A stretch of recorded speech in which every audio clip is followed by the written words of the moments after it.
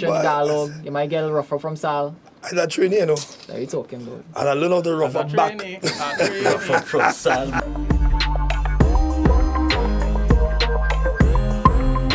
Yeah, rolling. Yeah, back on Alice. All right, so, we back with episode 5 Boom bang. at M4 Productions. This is Grease Talk. I am DeMidnightRobber, the Rhythm Rider. Rhythm Rider in the house. And then who just jumped out from nowhere. We don't know why he here, but he just showing up. Ballin'. And we have the honorable, the greatest general, the icon, the one and the only, Mr. There can only be one. The honorable Carl. You forget your name or? Yeah, boy, Casey saved me there, but you had a fuck up, boy. Why you so? Wait, He Carl, can't, he can't remember my name, Carl. Carl, you know me for 5 years and you still don't remember my name. What's my name, Carl? You. Carl, how come you never get one of them name, boy? Hey, Carl, how come you never get one of them name? You can't fall out. Anytime I come back in the studio, I'm gonna have to Shut call you that. up. Carl, how come you never get one of them name, boy? Like Theophilus? Like Mighty Jacob. Only Mighty Jacob. Mighty I Jacob. was never mighty on, I never, you know. We had problems with that in the beginning, you know. Because I had problems with my fans. When they asked me, boy, they say introducing the Calypsonian, Carl. I said, no. I'm not Calypsonian. I am a Caribbean entertainer. Class, right? Nice, I like that. Right. That's a good thing to start on. So It doesn't box you in. No. So Carl, you don't consider yourself a Calypsonian? No, not really. I sing calypsos. I enjoy calypsos. I love calypsos. So what do you but I consider am yourself? a Caribbean entertainer. You just say that. That's very okay. I mean, that's a very A little different. concept, but all right, vibes. Of which, but that compares. which being a Calypsonian is part of, plus a lot more. It simply means that I would not be entertaining people by singing calypso alone. Exactly. Okay, so because, but I think just because you're Calypsonian, you can sing other things in your set like it's cool. I mean, it is what You it is. think so, but a lot of Calypsonians can't do that. Cannot do that. Why not? Because they just can't. I would do that. They learn No, calypso well, and I they mean- sing calypso. I would do that. Why not? You know how many artists and friends of mine that while growing up in the society and playing and competing, not no bad vibes, competition is very good, you know, is the fact that they couldn't remove themselves from the calypso rhythm while entertaining a crowd. And I could have jump in and do a R&B or a rock song and thing which send the crowd crazy. That put me way ahead. You know? Vibes. Yeah. Alright, so with that being said, because I've heard your music and we've spoken extensively on how you experimented with music, so why do you think Calypso fucking failed? Why do you think Calypso is dead right now? I don't think calypso is dead right now. Really? No. I don't think calypso will ever die. Let me explain something. Nice. It's what you consider to be calypso. I mean, you talking about licky tang, but you put on a Janet Jackson currently, or some Latin entertainer, you know, and you hearing calypso, straight, hard, jamming calypso. And Yeah, people don't go dancing Justin and Bieber. jumping. Yeah, but that's the thing. Calypso, That's like you in the know, background, it's and the not larger media don't know about that because Sorry is considered an American pop song, even though that have soca drums and our language in it. People don't know that. But what I'm talking about, that having it abruptly in your face, like this is what it is. It's not shrouded by any other. This is what it is, and where is that? That is nowhere to be found. Boy, let me tell you something. Everybody tell their opinion. Mine is that calypso will never die. There are many attempts made to kill it. You understand? I don't know, boy. And wait now.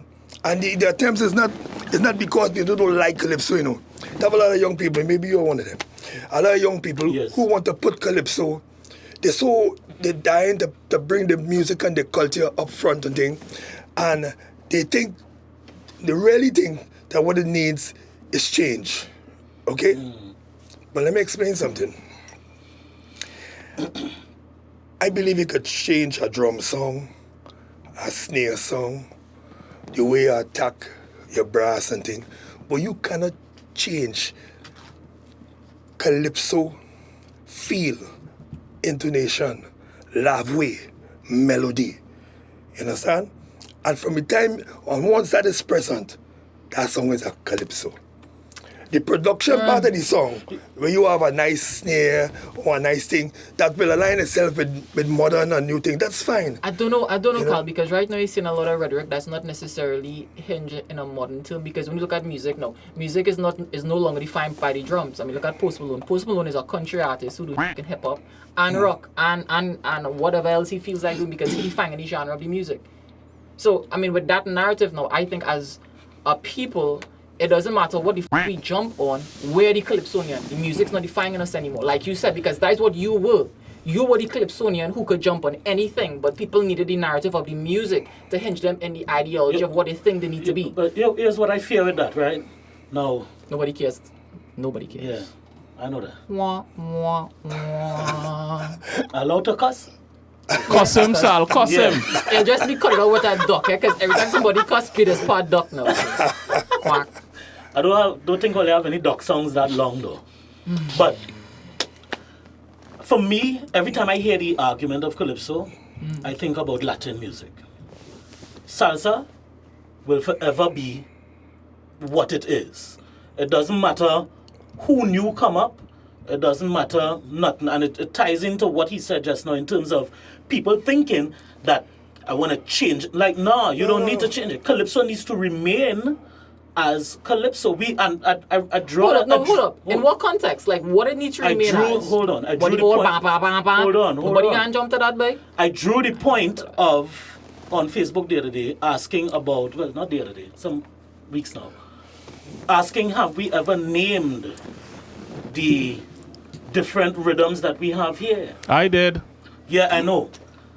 And it was for the same reason of, in Latin music is just an umbrella. It's umbrella. But Yes. below Latin music is Subgenres. a bunch of subgenres. And those genres do not change. No. So whatever reggaeton came from, it is reggaeton. It is no longer... It's not to say reggaeton was merengue and now then throw away the word merengue and calling it reggae. No. So No, but- all of those genres have a specific No, but rhythm. here's the thing about those cultures. Those cultures had a specific culture or race. They had like, and I want to use race abstractly, but it didn't have the multicultural aspect of what Trinidad have, because we have so many different cultures and people here that we are literally a pop song. Because that's what a pop song is. It's not one specific demographic But of that people, doesn't say we but can. it's a pop song. That doesn't say we cannot define but this what is we my are doing. point though. right All here. right, but just now, I don't mean to cut you all, but Yeah. I need to ask Carl something. And as we're on that word of change, there's a Lord Shorty song that explained what he was doing when he created Soca, which is change the music of Carnival to a groovy Bacchanal. bacchanal. And less vibrations. Right. Yeah. He was talking Sal, specifically about changing. Keep it. He talking specifically about changing calypso music. So that rhetoric we pushing, the argument we have in there right now, kind of moot, because the inventor of soca said that he was trying to change calypso. Thank you. Thank you, Sal. Well, I think he was trying to say that I don't think he was... I didn't get our message from him.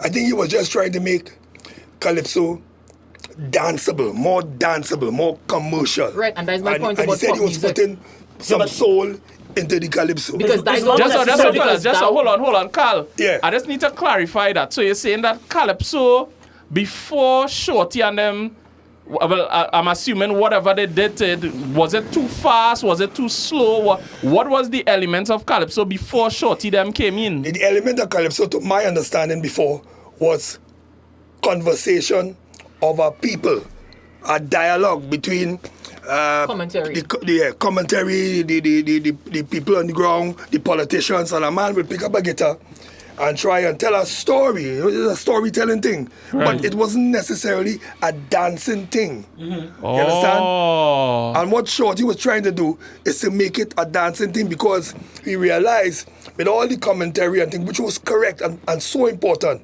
it was passing over the young people's head, because they don't want to listen. But if you get them to dance, they will listen to what they're dancing to.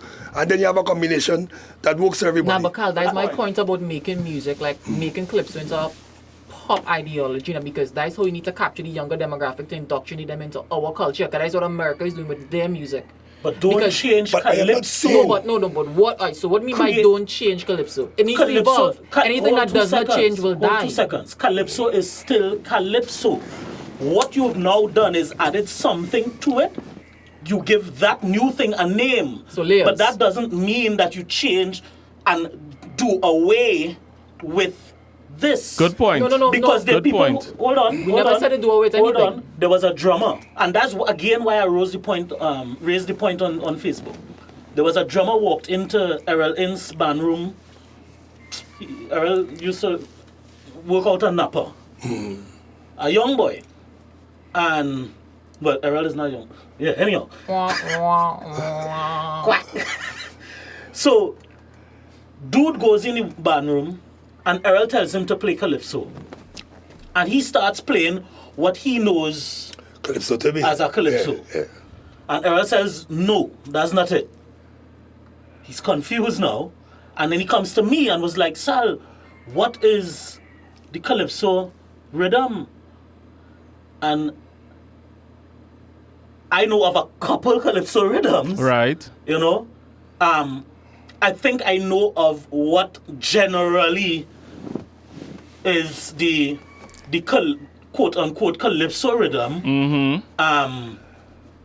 And I still know to myself that it really just depends on the groove of the song that I would know Which one to play, yeah. Right?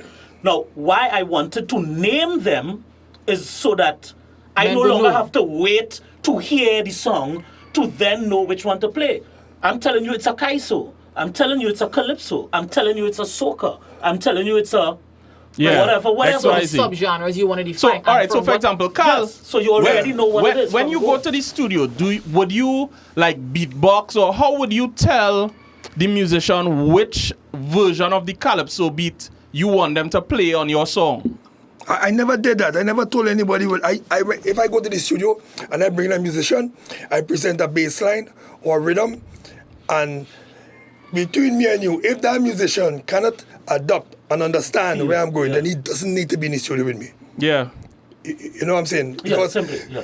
the biggest part of calypso is the feel, you know, and a feel is hard to explain sometimes. We have a lot of young people in this society right now who never thought it necessary or didn't have the means to, or never engaged in learning and going to school and courts and all kind of thing. You understand? Yep. So, in my opinion, and a lot of other people, it broke down the whole chord structure of what we originally knew as a calypso chord structure. But here what happened? People started to complain. But me as a producer now, when I listen to those same young people and they sing and they say, now they don't know what they're doing, you know. Yeah. And they put it on a chord or 2 chords, and everybody say, see that shit, boy, what do you think? I say, but you're not listening to what they're singing. They're singing folk. They're singing live way. They just don't know what they're doing because it's in them. Yeah. The feeling that they get when they walk in the street and they see the brothers and the people and they hear a vibe and they start to jump. That is the calypso in them, you know. Yeah. And they live and grow that. So they are know all can explain what it is. Right? So I would suggest now that after making a hit like that and off of a feeling, which a whole lot of them do, that they go and they break it down and let somebody tell them exactly what they just did. Right. Which You is know? defining Yes. what it is What it happening. is. And then after that, if you want a sub-name or sub-group or whatever, Well, but they yeah, have, you understand? yeah, You understand? yeah, So, you know, I don't know if you understand, if that makes sense. No, because you essentially just articulately enforce what it is I was saying about having the soul of the artist not being constrained by the music. So you don't necessarily need to song like a calypso once the artist songing like a calypso note on whatever he's doing. Because he defining everything from this point on. That is what the climate of the music is. Yeah, right the now. artist Yeah, but- defining the but- genre today. But you have to be careful in doing so that you don't change. Because let me explain something. Reggae was and will always be reggae. When there's a conscious reggae, when there's a love ballad, it's still chicken. It's the same musical progression. It never changed. Yeah. So all the things they put on top, and all the diversity and it remain reggae. So the artist can come on top of a reggae and sing R&B, sing and it whatever is they not want, an R&B. You understand? Yo, but but that wait, feel hold up. It's still a reggae. Barry Salmon, do not disturb. What the f that's old school hip hop drums, and he's singing like clips, well, a reggae artist on top of that. Well, it's something that Chrison did a program in school, cultural entrepreneurship, or one of them things, and he was talking about the purpose of the genre was just a way to categorize the music for people to find it easily. It wasn't necessarily analyzing the elements. So what Sal's saying is true with regard to I can identify a reggae song based on what Carl said from the chuck guitar and the one drop side stick. Yeah. But what the masses tend to identify reggae as is a Rastaman with an ice gold and green vest singing. It didn't matter what the music was underneath it. Once he's saying words like bombo clat, for time you put bombo clat in a song, the masses put it as a reggae song. Yeah. But Carl, what I'm talking about is also gonna light a sense of patriotism in our younger artists, because once you start to tell artists, yo, it's okay to be who you are on top of anything else, it doesn't matter. It forces them, especially when they start to travel, because I've witnessed a lot of Trinis who were not very patriotic, but the minute they start to travel, by definition and by comparison, they become very patriotic because people start to tell them, yo, I love your accent, bro, I love your culture, I love who you are as a person. And you become a band ambassador for your own people. But how does that work? When you go out there now and you representing your people and you're from Trinidad and you talking Jamaican. Yeah. How does this work? How does it work when you take your music and you rebrand it and you add all the hip-hop, which I'm not against, and you put now. So now with the influence of the hip-hop or the reggae on the calypso, the artist, the young artist who's doing it now, tells himself, in order to get this music through, the way he's trying to take his new clientele now, he has to speak that way and behave that way now. So that's why I am not against any kind of music. Well, it has two perspectives of what you're talking about. It has two perspectives. One from nationalistic standpoint, and it have one from a grander regional standpoint, because I could understand an artist who would mix the accents of Jamaica and Trinidad or wherever else in the Caribbean, because he understands that from a stereotypical standpoint, the people who's outside of the Caribbean has stereotypes, and they are going to have identificational markers to associate with. So he's going to look for the most popular accent in his region. That's what the music's supposed to do. Not necessarily, especially if you're a rapper down here and you want to do raps on top of trap music. You would mix the Jamaican accent and Trinidad accent because you're trying to have a wider net that you're casting for the people who's outside of the Caribbean. Because he's not making music for the Caribbean people. He's making music for the foreigners. But if he wants to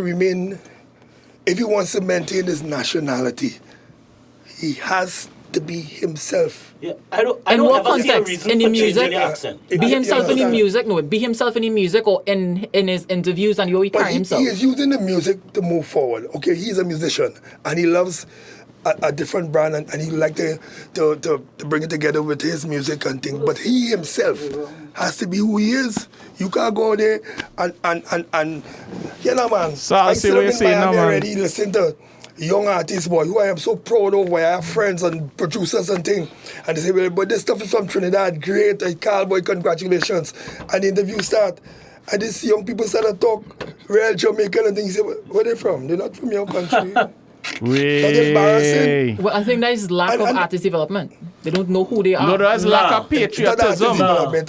Self-development. Yeah, That's exactly what you just spoke about. Because most They people understand that identity. outside there No. It's stereotype. intentions. No, big man. It's intentions. So, like, it's cognitively being aware of doing something for the right reasons, not just doing it because it feels instinctual and it feels good. So most people not really aware of what the f they're doing. So if putting on an accent felt good? It's called code switching, my Negro. If you know to do it effectively to get your point across, it's a completely different thing from having low fucking self-esteem and wanting to be something that you're not. What are you talking about? Yeah, hold on. Stop quacking up the place, right? Bring your point, sir. Bring your point. Don't hold back. This is That's what I'm saying. We outside the rum shop here. It's no holding back. Let me hear it. Right now, I'm a decent fellow, we buy Kaiso Blues. We buy Kaiso Blues by the bar. Yo, I'm a decent man. I don't ever. That is a Sipping lie. on Slim That Fast is with a punching in it. bone-faced lie. Anybody know this slack old snake kid? You know exactly where you coming with. Carl, am I not a decent guy? You're a decent. Dan, But get that's your what I'm point saying. now. And if Carl could this say is it, not I don't want to hear marketing about you. for your character. Get to your point now, big man. You're a decent treaty. Try and see if you can explain that. I am looking at this entire thing. I was going to say, I see no reason to ever change your accent. I would be kind of lying if I say that, really. Duh. Because I understand very well that I can't go and sing, You can't talk too fast. I want sexual healing. Oh, God, that was some little. Yo, it sounds fucking stupid. Yeah. It sounds so. Yo, like my biggest experience that is that I went to David Rudder concert and David Rudder rehearsal and he was on stage warming up and I'm hearing David Rudder sing stuff from Otis Redding or Sam Cooke and he's doing all these fucking roles and I'm like, oh my God, this guy could do it. And then bam, started singing calypso and then I saw how he took a lot of his American influence and made it Trini and that's what we need to do. Not Of copy course. and paste and be like, Right. Yeah, Now, go so when I started playing as a soloist, as a man who. Ha! Don't tell me nothing about calypso, Carl. And remember we spoke earlier about as soon as people see Pan on the stage, Pan in their mind, kitchen. Like, brother man, all they take all the time with that. No, but why are you doing men that? No, you but that's getting not- men excited Hold up. for No, an instrument. me never get you excited nowhere. No, your instrument, bro. Because I can't tell you how much people I know No, well, don't what like is the pan. instrument we're talking about? Yeah. Men don't like pan now, bro. There's a Yo, hold up. I don't even want to make that statement here. men don't like. How many men? We know people don't like pan. But we can't change that. Yes, we can. No. Same Well- how. Yes, well- no. Same how they Wait, change. that's not. bro. I know we have another vlog coming for Yeah. steel pan, but Carl, I don't. Yeah. I'm gonna throw this at you one time. How come the steel pan wasn't more used in music production throughout the 80s and the 90s, or maybe even the 70s?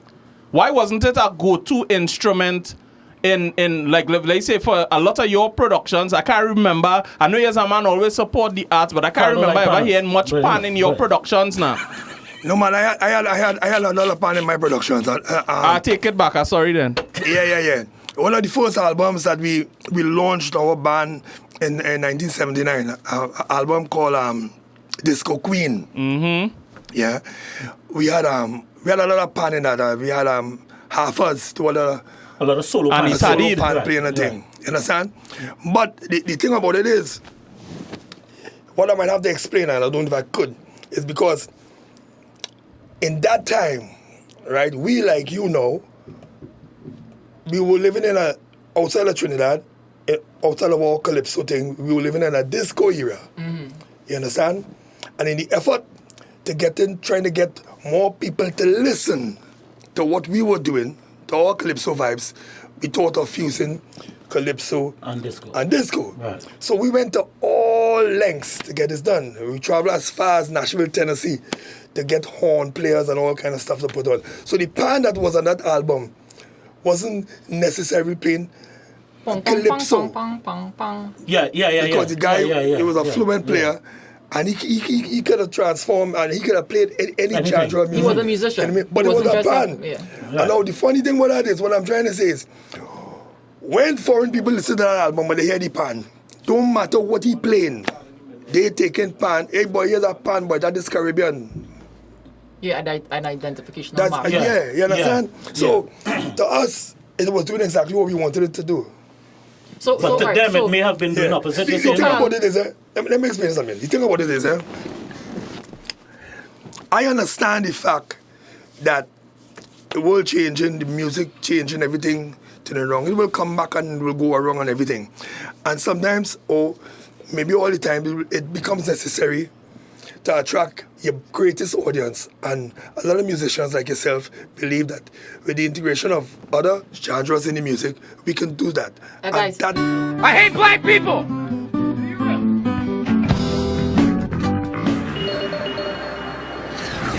M to the power 4.